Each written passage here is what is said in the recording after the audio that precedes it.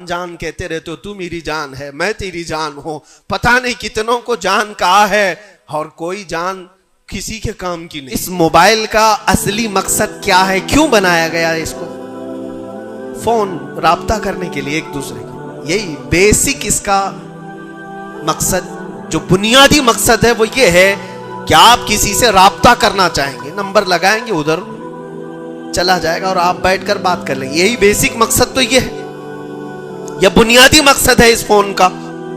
میں یہی سوچ رہا تھا، یہ فون آج بھی اتنا عقل مند ہے، یہ اپنے بیسک مقصد کو جانتا ہے، لیکن دنیا میں ترقیات کے آتے آتے اس میں بہت ساری چیزیں ایڈ ہو گئی۔ موبائل کے اندر پھر کیلکولیٹر بھی آ گیا، موبائل کے اندر پھر فوٹو لینے کا کیمرہ بھی آ گیا، ویڈیو بھی آ گئے، اب اس کے بعد چلتے چلتے اب تو سوشل میڈیا پورا آ گیا۔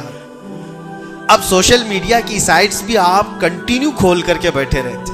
ایک بات مجھے بتانا، سب جانتے ہیں، آپ فیس بک دیکھ رہے ہو، انسٹاگرام دیکھ رہے ہو، واٹس اپ کھولے ہوئے ہو، یا یوٹیوب میں کوئی ویڈیو بھی دیکھ رہے ہو، کچھ بھی کر رہے ہو، لیکن اگر کسی دوست نے آپ کے فون لگایا تو یہ ساری چیزیں بند کرتا ہے اور پہلے گھنٹی بجا کر بتاتا ہے تمہارا فون آیا۔ موبائل اپنے کام پہ ہے، اس کا اپنا بنیادی مقصد وہ چھوڑا نہیں ہے، اس میں بہت ساری چیزیں ایڈ ہو گئی، اور شاید چاہے جتنی بھی ایڈ ہوں لیکن فون آنا جانا یہ کبھی بند نہیں کرے گا۔ جو انکمنگ ہے، فون کسی نے لگایا ہے تو یہ تمہیں بتا دے گا، الارم ہوتا ہے، ایسا نہیں ہے۔ آپ کی ویڈیو چل رہی ہو، یوٹیوب چل رہا ہے، کچھ بھی چل رہا ہو، فون اگر آیا تو وہ چیز روک دے گا اور پھر فون کا الارم تمہیں بتائے گا۔ یہ اپنے بنیادی مقصد پر چل رہا ہے۔ تمہاری زندگی میں چاہے جتنی بھی چیزیں ایڈ ہو جائیں، جس وقت اذان ہو جائے تمہیں سمجھ جانا چاہیے میرا مولا بلا رہا ہے، میرے اصلی مقصد کے لیے میں جو دنیا میں ہوں وہ اللہ کی عبادت کے لیے ہے۔ میرے رب کا فرمان، میرے رب کا اعلان آ چکا ہے، چھوڑو ساری چیزیں، جتنی بھی چیزیں ایڈ ہو جائیں اس چیز کو روکنا۔ اچھا، اور دوسری ایک چیز یہ بھی ہے اس موبائل کی، میں محسوس کر رہا تھا، یہ بہت اچھا ہے بیچارہ، یہ موبائل اپنے مقصد پر کامیاب ہے، اس لیے کہ اس کو کبھی کسی کے ہاتھ میں دو تو ہی گندا بنتا ہے۔ جب تک اس کو کوئی چلاتا نہیں ہے، تم چلاؤ گے، اندر گھسو گے، بہت ساری چیزوں میں داخل ہوتے رہو گے، پتہ نہیں کیا کیا کھولتے رہو گے، وہ سب چیزیں وہ کرتا چلا جائے گا۔ لیکن اس کو کہیں بستر پر پٹک کر کے چھوڑ دو، وہ کبھی گندگی نہیں کرتا، خود سے ایسے نہیں ہے کہ وہ ویڈیو کھول کے چالو ہو جائے گا، وہ موبائل خود سے کسی کو ویڈیو نہیں دکھاتا، خود سے کسی کو فوٹو نہیں دکھاتا، لیکن اس کو بستر پر ایسی پڑے رکھے رہو، وہ دوسری گندی چیزیں تو نہیں دکھائے گا جب تک تم ٹچ نہیں کرو گے، لیکن وہاں پڑے رہنے کے وقت بھی فون کسی کا آیا تب بھی بچ کے دکھائے گا۔ پتہ یہ چلتا ہے اس سے کہ دوسروں کے ہاتھ میں جاتا ہے اور کوئی دوسرا چلاتا ہے تب یہ بے حیائی دکھاتا ہے۔ تم اس بات کی اپنے آپ کی ذمہ داری لے لو، تم کسی کے ہاتھ کا کھلونا نہ بنو، دوست تمہارے ساتھ کھیلیں گے اور دنیا تمہارے ساتھ کھیلے گی، عیش و عشرت کی تمہاری خواہشات یہ سب دنیا ڈالتی ہے۔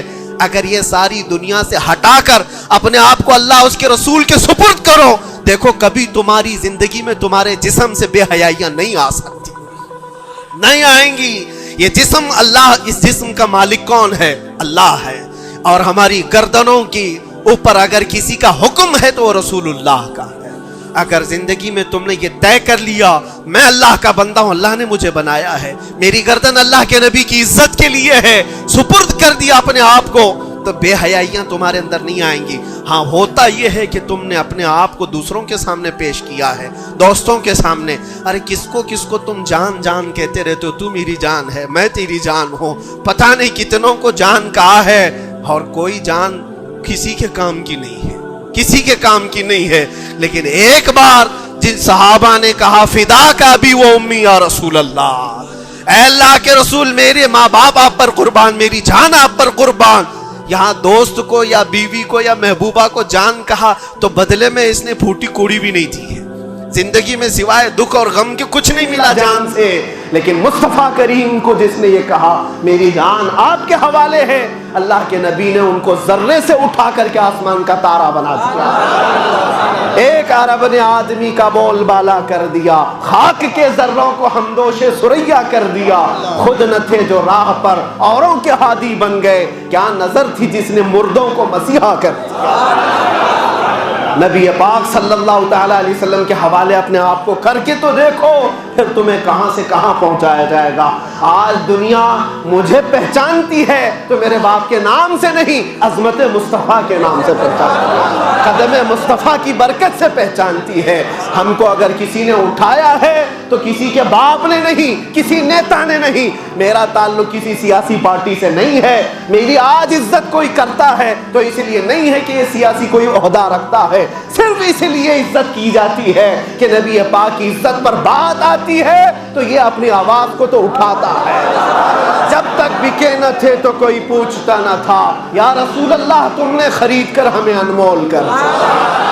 اللہ کریم ہم سب کو اپنے مقصد حیات پر چلنے کی توفیق عطا فرمائے، ہماری زندگی کو با مقصد اور با عمل بنانا ہے۔ اللہ کریم کی بارگاہ میں دعا ہے کہ مولا مرنے سے پہلے وہ دن ہمیں دکھا، آنکھیں بند ہونے سے پہلے ایک بار اس حسین جمال جہاں آرا کی زیارت ہمیں نصیب فرما۔